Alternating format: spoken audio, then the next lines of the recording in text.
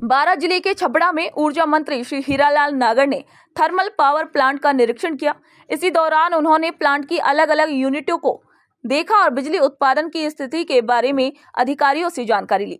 Plant की 4 इकाइयों से 250 मेगावाट के हिसाब से पूरी क्षमता में बिजली बन रही है। मंत्री श्री नागर ने अधिकारियों को निर्देश दिए कि उत्पादन में आ रही तकनीकी समस्याओं का शीघ्र समाधान किया जाए और भविष्य की जरूरतों को ध्यान में रखते हुए तैयारियां की जाए। हमारी थर्मल की जो सुपर क्रिटिकल दोनों इकाइयां हैं और उनका निरीक्षण भी किया है और यहाँ पर हमारी 4 इकाइयां 250 मेगावाट की 1000 मेगावाट की है। तो इनमें उत्पादन ठीक से हो, आने वाली हमारी गर्मी में उत्पादन पर्याप्त हो और जिस तरह से एक इकाई हमारी सडनली अनएक्सपेक्टेड रूप से 660 मेगावाट में जो फेलियर हुआ है उसका भी मुझे निरीक्षण करना था कि उस फेलियर में क्या कारण रहे, क्या कमी आ रही है जिसकी वजह से वो शेड्यूल मेंटेनेंस के बाद भी फेलियर आया है। तो उसकी रिपोर्ट भी हम बनवाएंगे ताकि इस तरह के फेलियर आगे नहीं आवे और हमें जब जरूरत हो पीक आवर्स में या पीक डिमांड के समय तब हमारी कोई यूनिटें बंद नहीं हो। इस तरह की व्यवस्था करने के लिए हमारे मुख्यमंत्री जी ने निर्देश दिए। हमने पूरा प्रयास किया कि हमारे जो कोयला आधारित संयंत्र है उनको पर्याप्त कोयला मिले। आज हमारे हर कोयले के संयंत्र में लगभग 23 दिन से 25 दिन के कोयला का बम्पर स्टॉक है जो कभी नहीं रहा आज तक। और हमारी जिस कैप्टिव माइंस थी छत्तीसगढ़ में वो तीनों माइंस हमें मिल गई है।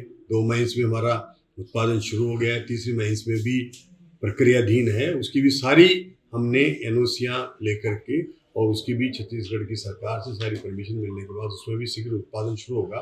तो इस तरह से हमारी खुद की इकाइयां पर्याप्त मात्रा में कोयले के साथ और उनकी उपलब्धता के साथ चले।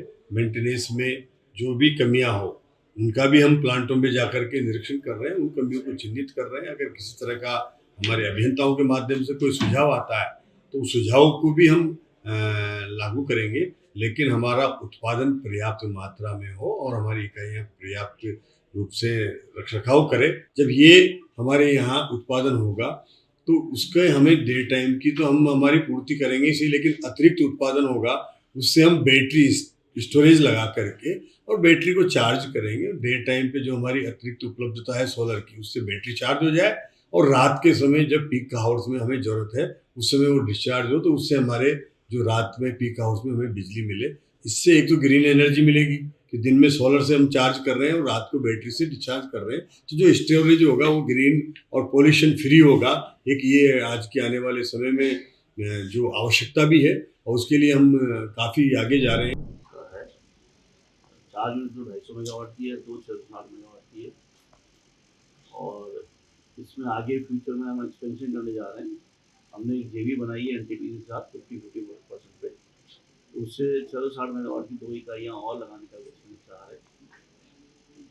तो इससे यहाँ की जनता को और राजस्थान की जनता को बिजली मिलेगी, पर्याप्त बिजली मिल सकेगी आगे आने वाले भविष्य में। और इसी प्रकार हम सोलर उत्पादन निगम सोलर में भी अपना सोलर पार्क बना रहा है और सोलर पार्क बना के हमने एक जेवी बनाई है एमजीएल और सारे सेंट्रल पीएसयू के साथ, उसमें हम सोलर प्लांट लगाएंगे। और एक हमने बैटरी एनर्जी सिस्टम भी उसके भी टेंडर्स किए, उसमें भी हमने भी ऑर्डर अवार्ड किए हैं 1000 मेगावाट आवर्स का एक बैटरी स्टोरेज सिस्टम। तो वो सिस्टम किस तरह से काम करता है? 1000 मेगावाट आवर का है, उसमें पीक आवर्स में रात के समय जैसे छोटे पीरियड करती है उससे हम उस समय बिजली प्रोवाइड करेंगे।